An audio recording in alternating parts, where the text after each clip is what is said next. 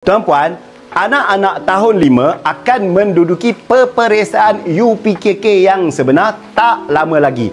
Anak-anak kita dah ready ke belum? Kalau tuan-puan nak bantu anak-anak untuk berjaya dalam UPKK, bagi mereka latihan jawab soalan ramalan UPKK. Ada 6 subjek kesemuanya dan setiap satu subjek ni kita sediakan 5 set soalan ramalan beserta jawapan. Tuan-puan, kita ada subjek bahasa Arab, kita ada subjek sirah, kita ada subjek adab, kita sediakan jawi, kita ada akidah dan kita ada ibadah.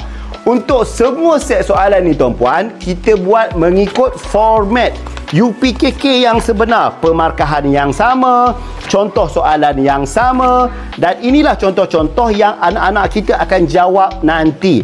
Dan setiap set ni tuan-puan, kita sediakan jawapan. Ini akan memudahkan anak-anak kita untuk semak latihan yang mereka lakukan.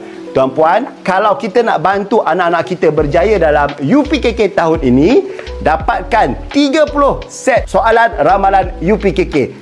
Klik link di bawah.